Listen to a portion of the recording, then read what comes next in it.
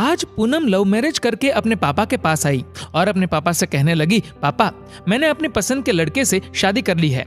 उसके पापा बहुत गुस्से में थे, पर वह बहुत सुलझे हुए शख्स थे। उन्होंने बस अपनी बेटी से इतना ही कहा, मेरे घर से निकल जाओ। बेटी ने कहा, अभी मेरे पति के पास कोई काम नहीं है, हमें रहने दीजिए, हम बाद में चले जाएंगे। पर उसके पापा ने एक नहीं सुनी और उसे घर से बाहर कर दिया। कुछ साल बीत गए। अब पूनम के पापा नहीं रहे और दुर्भाग्यवश जिस लड़के से पूनम ने शादी की थी वह भी उसे धोखा देकर भाग गया। पूनम की एक लड़की और एक लड़का था। पूनम खुद का एक रेस्टोरेंट चला रही थी जिससे उसका जीवन यापन हो रहा था। पूनम को जब यह खबर हुई कि उसके पापा नहीं रहे तो उसने मन में सोचा, अच्छा हुआ मुझे घर से निकाल दिया था, दर दर की ठोकरें खाने के लिए छोड़ दिया था। मेरे पति के छोड़ जाने के बाद भी मुझे घर नहीं बुलाया। मैं तो नहीं जाऊंगी उनकी अंतिम यात्रा में। पर उसके ताऊजी ने कहा कि पूनम हो आओ, जाने वाला शख्स तो चला गया, अब उनसे दुश्मनी कैसी। पूनम ने पहले हाँ ना किया, फिर सोचा चलो हो आती हूँ, देखूं तो जिन्होंने मुझे ठुकराया वह मरने के बाद कैसे सुकून पाते हैं। पूनम जब अपने पापा के घर आई तो सब उनकी अंतिम यात्रा की तैयारी कर रहे थे, पर पूनम को उनके मरने का कोई दुख नहीं था। बस वह अपने ताऊजी के कहने पर आई थी। अब पूनम के पापा की अंतिम यात्रा शुरू हुई। सब रो रहे थे, पर पूनम दूर खड़ी हुई थी। जैसे तैसे सब कार्यक्रम निपट गए। आज पूनम के पापा की 13वीं थी। उसके ताऊजी आए और पूनम के हाथों में एक खत देते हुए उन्होंने पूनम से कहा, ये तुम्हारे पापा ने तुम्हें दिया है, हो सके तो इसे एक बार जरूर पढ़ लेना। रात हो चुकी थी और सारे मेहमान जा चुके थे। पूनम ने वह खत निकाला और पढ़ने लगी। उस खत में सबसे पहले लिखा था, मेरी प्यारी गुड़िया, मुझे मालूम है कि तुम मुझसे नाराज हो, पर अपने पापा को माफ कर देना। मैं जानता हूँ तुम्हें मैंने घर से निकाल दिया था, तुम्हारे पास रहने की जगह नहीं थी, तुम दर दर की ठोकरें खा रही थी, पर मैं भी उदास था। तुम्हें कैसे बताऊं? याद है तुम्हें जब तुम 5 साल की थी तब तुम्हारी माँ हमें छोड़कर चली गई थी। तब तुम कितना रोती थी, मेरे बिना सोती नहीं थी, रातों को उठकर रोती थी। तब मैं भी सारी रात तुम्हारे साथ जागता था। तुम जब स्कूल जाने से डरती थी तब मैं भी सारा वक्त तुम्हारे स्कूल की खिड़की पर खड़ा होता था और जैसे ही तुम स्कूल से बाहर आती थी तुम्हें सीने से लगा लेता था। वह कच्चा पक्का खाना याद है जो तुम्हें पसंद नहीं आता था, मैं उसे फेंक कर फिर से तुम्हारे लिए खाना बनाता था ताकि तुम भूखी ना रहो। याद है तुम्हें जब तुम्हें बुखार आता था तो मैं सारा दिन तुम्हारे पास बैठा रहता था, मन ही मन रोता था पर तुम्हें हंसाता था ताकि तुम ना रो, वरना मैं रो पड़ता था। वो तुम्हारी पहली बार हाई स्कूल की परीक्षा तुम रात भर पढ़ती थी और मैं सारी रात तुम्हें चाय बनाकर देता था।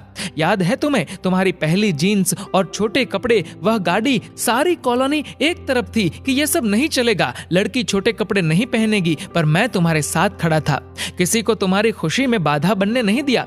तुम्हारा वह रातों को देर से घर आना, डिस्को जाना, लड़कों के साथ घूमना, इन सब बातों को कभी मैंने गौर नहीं किया, क्योंकि तुम जिस उम्र में थी उस उम्र में ये सब थोड़ा बहुत होता है। पर एक दिन तुम ऐसे लड़के से शादी कर घर आई, वह भी उस लड़के से जिसके बारे में तुम्हें कुछ भी पता नहीं था। तुम्हारा पापा हूँ, मैंने उस लड़के के बारे में सब पता किया। उसने न जाने वासना और पैसों के लिए कितनी लड़कियों को धोखा दिया था, पर तुम तो उस वक्त प्रेम में अंधी थी। तुमने मुझसे नहीं पूछा और सीधी शादी करके आ गई। मेरे कितने अरमान थे कि तुम्हें डोली में बिठाऊं, चांद सितारों की तरह तुम्हें सजाऊं, ऐसी धूमधाम से शादी करूं कि लोग बोल पड़े कि वह देखो शर्मा जी जिन्होंने अपनी बच्ची को इतने नाजों से अकेले पाला है। पर तुमने मेरे सारे ख्वाब तोड़ दिए। खैर, इन सब बातों का अब कोई मतलब नहीं है। मैंने तो तुम्हारे लिए खत इसलिए छोड़ा कि तुमसे कुछ बात कह सकूं। मेरी गुड़िया, अलमारी में तुम्हारी माँ के गहने और मैंने जो तुम्हारी शादी के लिए गहने खरीदे थे वह सब रखे हैं। 3-4 घर और कुछ जमीनें हैं। मैंने सब तुम्हारे और तुम्हारे बच्चों के नाम कर दिया है। कुछ पैसे बैंक में है जो तुम बैंक जाकर उसे निकाल लेना। और आखिर में बस इतना ही कहूंगा, मेरी गुड़िया, काश तुमने मुझे समझा होता। मैं तुम्हारा दुश्मन नहीं था, तुम्हारा पापा था, वह पापा जिसने तुम्हारी माँ के मरने के बाद भी दूसरी शादी नहीं की। लोगों के ताने सुने, गालियां सुनी, न जाने कितने रिश्ते ठुकराए, पर तुम्हें दूसरी माँ से कष्ट ना हो इसलिए खुद की ख्वाहिशें मार दी। अंत में बस इतना ही कहूंगा, मेरी गुड़िया, जिस दिन तुम शादी के जोड़े में घर आई थी ना, तुम्हारा बाप पहली बार टूटा था। तुम्हारी माँ के मरने के वक्त भी उतना नहीं रोया जितना उस वक्त और उस दिन से हर दिन रोया। इसलिए नहीं कि समाज, जात, परिवार, रिश्तेदार क्या कहेंगे, बल्कि इसलिए कि जो मेरी नन्ही सी गुड़िया सुसु तक करने के लिए सारी रात मुझे उठाती थी, पर शादी का फैसला लेते वक्त मुझे एक बार बताना भी जरूरी नहीं समझा। गुड़िया, अब तो तुम भी माँ हो। औलाद का दर्द, खुशी क्या होती है, वो जब दिल तोड़ते हैं तो कैसा लगता है, तुम अब महसूस कर सकती हो। लेकिन मैं ईश्वर से प्रार्थना करूंगा कि तुम्हें कभी भी ये दर्द ना देखना पड़े। एक खराब पिता ही समझकर मुझे माफ कर देना मेरी गुड़िया। तुम्हारे पापा अच्छे नहीं थे जो तुमने उसे इतना बड़ा दर्द दिया। खत यहीं समाप्त करता हूँ।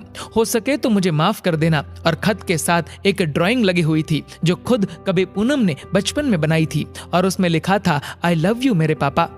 इतने में उसके ताऊजी आ गए।